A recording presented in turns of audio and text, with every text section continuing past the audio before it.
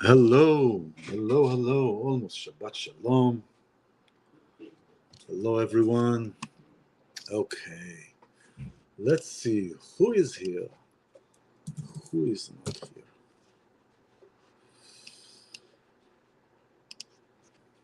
Let's see. There you go. Almost Shabbat Shalom. We're coming to a wonderful weekend. Yes. Share this. Get one person more. One person more.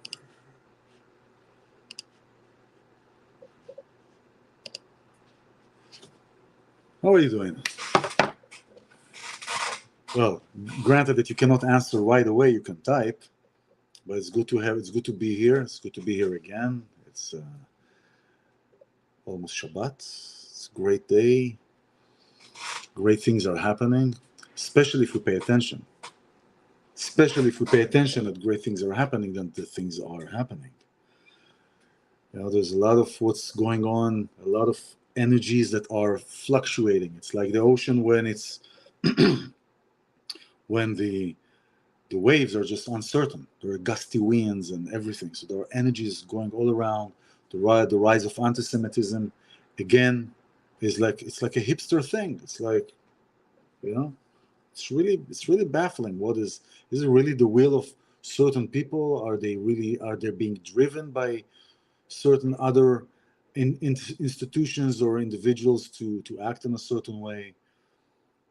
To act in that way, is it hatred? And much of what is happening because it's unclear to a lot of people why what is happening is happening. We can say, oh, well, people are not remembering history, or we can say people are just ignorant, or we can say people are they don't want to listen, or people just want to listen to a certain ideology. They just like to chant something. We all want to belong, right? It's like, what are we belonging to? Many of those chanters or the protesters are talking about things that they have no clue about what they're talking about. It is just a fact. It's not an opinion. They just don't have a clue. They don't have, and just like some of the people that protesters that got locked themselves in and they wanted food. Now feed us. There is a clear sense of like we're really not ready to take on, to fight and die for what we believe. We just want to play this game, but mommy, feed us, give us some food. We're hungry. Bring us some food. It just becomes a game, and the thing is, it's a very dangerous game. It's a very dangerous slope where we go and how we go. And there is always somebody who steers the jar. We need to understand that when it happened in October 7th in Israel, which was known by the state of Israel, unfortunately, but it is the case, is known. Israel knew. I mean, Israel can detect a fart in Iran, but they can, things were known. All the stuff that is happening now with anti-Semitism rise, the corona, we talked about that like can turn blue in the face, and I don't turn blue in the face, and who steers the jar? Here is the scenario, and the scenario that I give, that I talk about a lot. You take red ants and black ants, put them in a jar. Everything is fine. They're ants. They're walking on top of one another. They're crawling underneath. Now, let's take the jar and violently shake it, and then pour the ants on the table. The black will kill the red. The red will kill the black, thinking each one they're the enemy, but nobody stopped to ask who shook the jar. And this is exactly where we are. Everything that is happening, doesn't matter. I made my stance clear, or how I look at things, but doesn't matter about who is right or wrong now for a second. It's just the idea of creating this chaos. It's chaos. And from chaos, there is two options. The chaos can continue being chaotic, or from the chaos, the shining star can rise out of the chaos. There are two options. So it doesn't matter for a second whether the fact is that there is an uproar, there is a unsettledness, there is a a movement of creating separation. Because look what all this is creating. All what this is creating more separation. Really, I mean, again, let's step out of the story of who is right, who is wrong, who was your first, who was your last, who did your mother, who was there, was your mother, okay. There is chaos. There is chaos. And chaos is being created.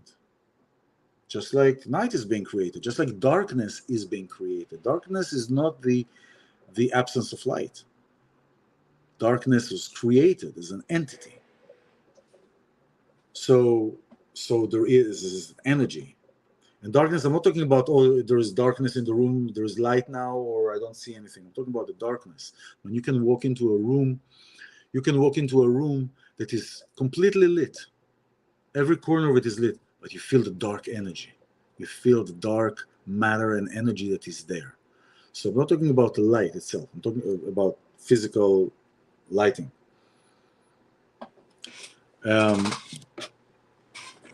So this is what is being created. Chaos is being created. Chaos is being created for the purpose of keeping us as humanoids, keeping us separate, keeping us isolated, keeping us dealing with our own crap, with all this fear and with all these energies that are coming. The fear, where does it come from? When it's uncertain. When does usually fear come up? When we're uncertain about certain things, when we are unclear about our intention, are clear about what surrounds us, then automatically fear will try to come in. Commercial break, hold on.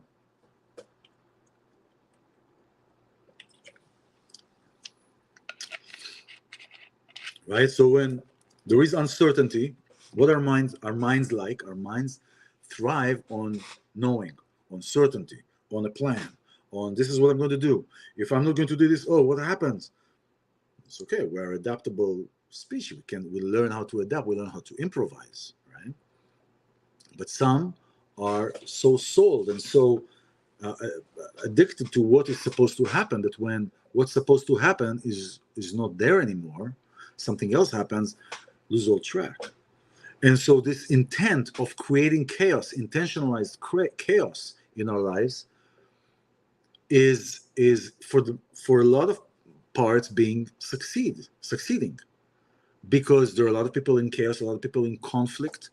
And again, conflict that, like those ignorant kids that are protesting, and not so kids also, that they don't know what they're protesting about. They don't know that these Hamas and these Arabs will slit their throat without thinking twice, because they were raised up in a certain way. It's a different culture. It's a different understanding. They don't understand that. They don't understand that you're supporting somebody who wants to kill you. Is right there. He wants to annihilate you. And to chant something just because it is chic, or it's cheek, or we want human rights, you have no idea what you're talking about.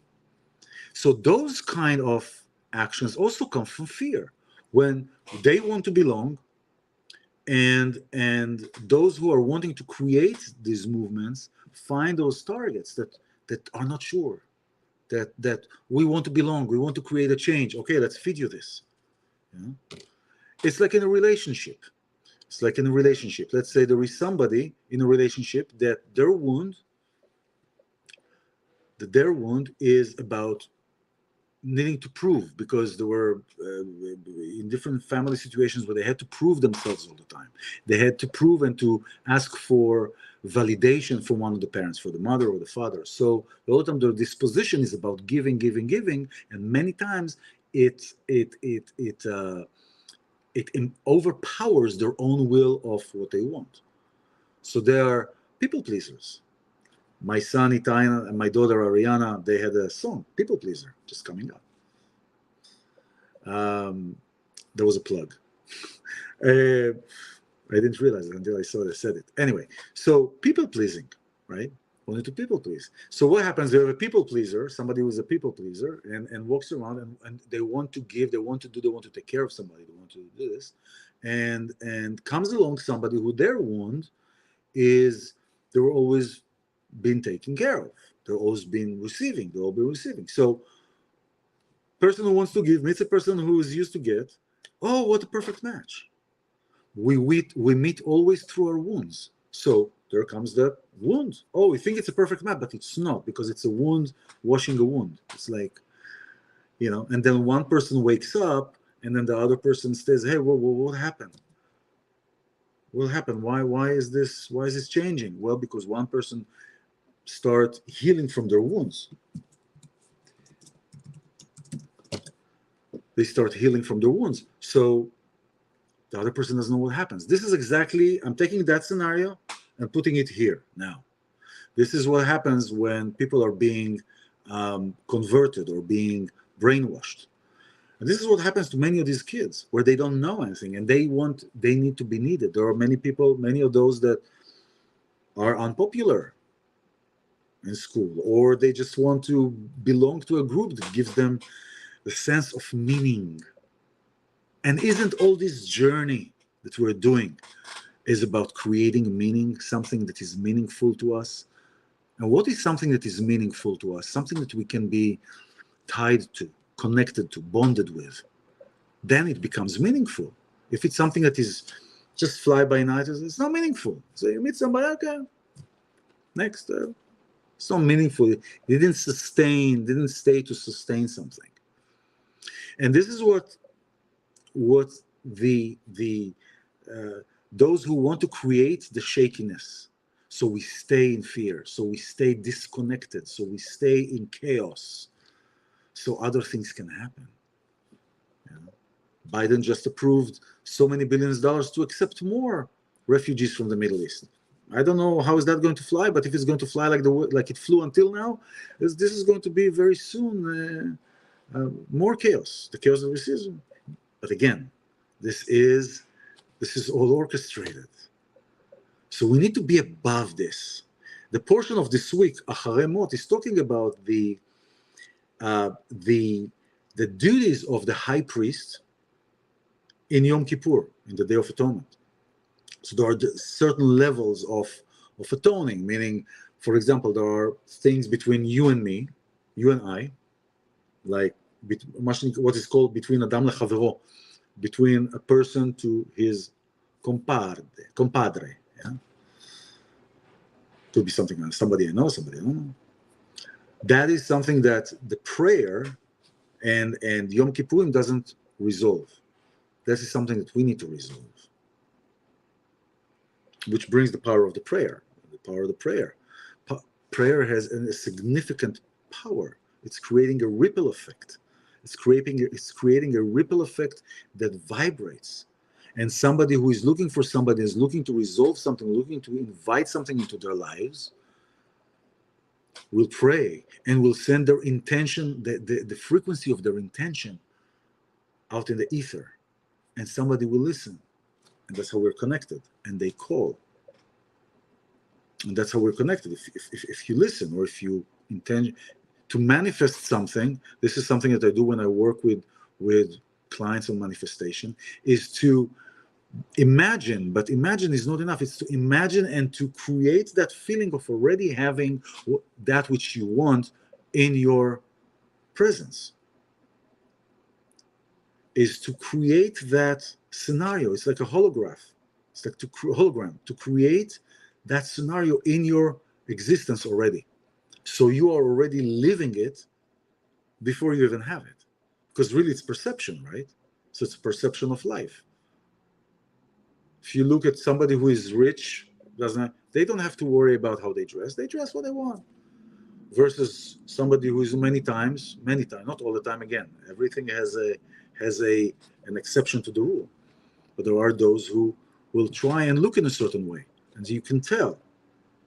Because if you have something, you don't need to prove anything. So back to this point of wanting to belong. groups, these protesters, or other situations in Israel. In Israel is very unsettled because there is fear of who is against who within the people, and this is what the intention of the jar shaker wants, to keep us in all the time, these spikes, this uncertainty, this disconnect, to keep us in this disconnect mode so we don't be connected. We're disconnected now, many of us. When we connect, we close the circuit's back, and then the electricity flows. When we connect, our electricity flows, our frequency just rise and just like kick aside anything that is not conducive to this growth, the frequency. But when one link is out, then the circle is not closed. When one link is out. So I want to encourage every one of us, me included, and first, to remember where we come from, to remember our connectedness, to remember our unity, to remember the power that is within our unity, and to understand that if there is something, why are we doing certain things? So these protesters, when they want to so much be connected, comes along somebody who gives them that purpose, and now they are barricading and blah blah blah and all this nonsense. It is not that their heart may, not all of them, that their heart may not be in the right, the intention, but they're skewed because they receive all this information because of the place of the wound, and because it is inaccurate and untrue. And you see that many of the people that are speaking, they don't have a clue about history. They really don't have a clue about what's happening, actually. Never been to Israel, let alone Gaza. Yeah. It is a crucial understanding to understand that there's always somebody who's shaking the jar. And if we stop and ask why and who, everything else will dissolve. All this disconnectedness, all this will dissolve. So, and bringing lightness into this, because if we stay in this heaviness is going to create more heaviness. This heaviness is going to create, hey, Chuck, Shabbat Shalom. I had to put my eyes on. Shabbat Shalom. We remember this with joy and with lightness. And with lightness and music, and just, instead of dwelling in how to deal with fear, let's dwell on how to bring more light in. Let's figure how to bring more light in. Doesn't matter, yeah, the fear is there. It doesn't mean that you don't have to talk about it. But when we talk about it too much, you give it space. You let it grow. And if you're somebody who is inclined to be in their head, you let that fear grow. And you let that fear take space, just like what's happening on college campuses and around the world. Ask who shakes the jar. Shabbat Shalom. I'll see you soon. Litrot. Bye-bye.